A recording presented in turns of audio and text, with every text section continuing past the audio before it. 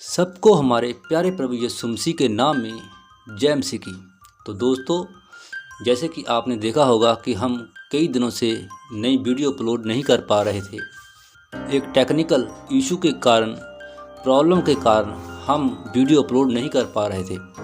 तो उस प्रॉब्लम को दूर करने के बाद हम ये वीडियो अपलोड करने जा रहे हैं। तो जैसे हमने पिछली वीडियो में 4 सवालों के जवाब देने के लिए आपसे कहा था, तो वो आज हम इस वीडियो में उन 4 सवालों के जवाब जानेंगे जो ये प्रमाणित करते हैं कि नूह नबी का जहाज काल्पनिक और मनगढ़ंत नहीं है, बल्कि 100% रियल है।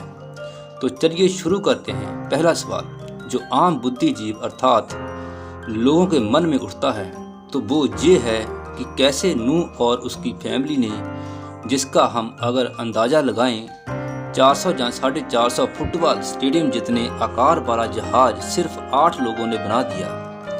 तो इसका जवाब ये है कि नूह और उसकी फैमिली को ये जहाज बनाने में तकरीबन 100 साल लगे, मतलब 1 सदी। तो इसको कैसे समझेंगे?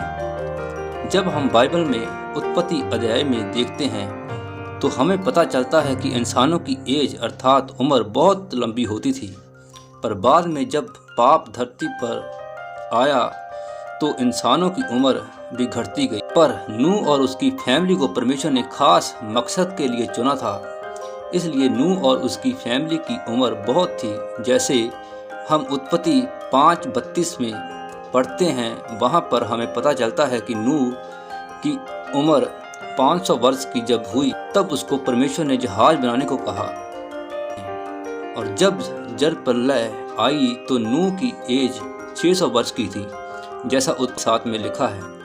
और रिसर्चर्स का ये मानना है नूह की ये घटना आदम के समय से 1650 साल बाद की हुई। और जब रिसर्चर्स ने नूह नबी के जहाज का सिंपल बनाया, जैसा उत्पत्ति 6 अध्याय में उसको बनाने का तरीका बताया है, उसके अनुसार तो वैज्ञानिकों और रिसर्चर्स ने पाया कि और जहाज़ों के मुकाबले वो जहाज़ अलग था, क्योंकि उसका आकार बॉक्से जैसा बनाया गया था और उन्होंने उस पर बड़ी बड़ी लहरें डाली। हर प्रकार से उसमें पानी डाला गया पर वो नहीं डूबा, जबकि उनके और जहाज़ों के सिंपल डूब गए। और वैज्ञानिकों ने माना कि ये सचमुच जहाज़ नूह द्वारा ही तैयार करवाया गया है, क्योंकि ये जहाज़ एक जगह से दूसरी जगह अर्थात यात्रा करने के लिए नहीं, बल्कि पानी के ऊपर तैरने के लिए ही बनाया गया था।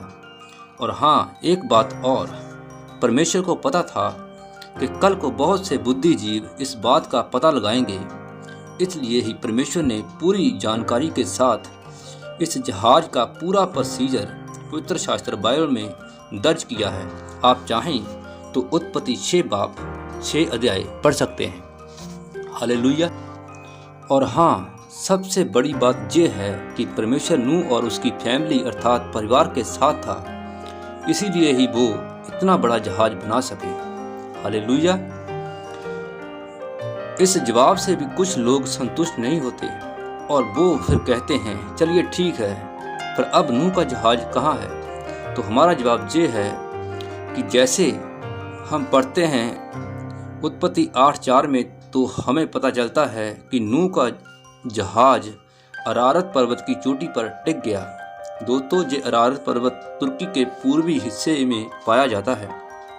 1829 ईस्वी में जब डॉक्टर फ्रेडरिच पॉरट ने इस पर्वत की खोज की, इस पर्वत की चढ़ाई की, और उन्होंने अपनी डायरी में लिखा है कि नूह का जहाज अरारत पर्वत की चोटी पर ही है। पर इस बात की पुष्टि चीन के रिसर्चर्स अर्थात वैज्ञानिकों ने 2010 में की। आज भी नूह का जहाज उसी चोटी पर है और बर्फ के नीचे दबा हुआ है, लेकिन रिसर्चर्स ने उसके अंदर जाने का रास्ता बनाया हुआ है। आप चाहें तो जाकर देख सकते हैं या फिर गूगल पर सर्च कर सकते हैं। हालेलुया। अब बढ़ते हैं अपने तीसरे सवाल की ओर। कुछ लोगों का ये भी कहना है कि इतने सारे जानवर, पंछी नूह ने इकट्ठा कैसे किए? तो इसका जवाब पवित्र शास्त्र में उत्पत्ति 6:20 में इस प्रकार लिखा है, एक एक जात के पक्षी और एक एक जात के पशु और एक एक भूमि पर रेंगने वाले सब में से दो दो तेरे पास आएंगे कि तू उनको जीवित रखे। तो इसी प्रकार परमेश्वर ने उत्पत्ति 7:9 में लिखा है। तो इन आयतों से हमें पता चलता है कि नूह को किसी पशु या पक्षी को पकड़ के लाने की जरूरत नहीं पड़ी। हर एक जीव खुद परमेश्वर के कहे के अनुसार नूह के पास आए, जिनमें कीड़े मकोड़े और शुद्ध और अशुद्ध सारे शामिल थे। हालेलुया।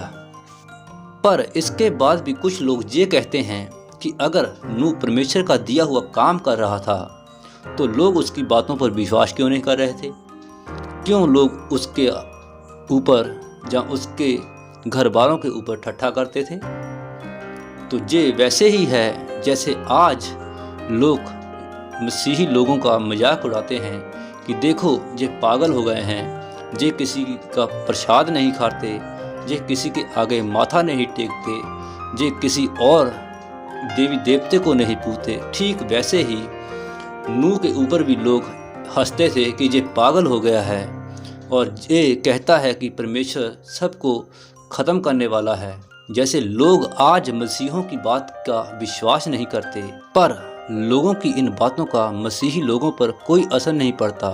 वो परमेश्वर की इच्छा, परमेश्वर की बुलाहट में जिस प्रकार से उनको बुलाया गया है उसी प्रकार से वो अपना कार्य करते रहते हैं, अपना सुसमाचार प्रभु का प्रचार करते रहते हैं।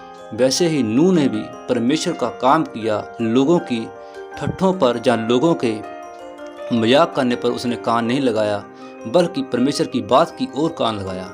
तो अगली वीडियो में हम जानेंगे कि जब नूह का जहाज अरारत पर्वत पर ठहर गया तो उसके बाद क्या हुआ। तो मिलते हैं अगली वीडियो में, तब तक के लिए जय मसीह की। गॉड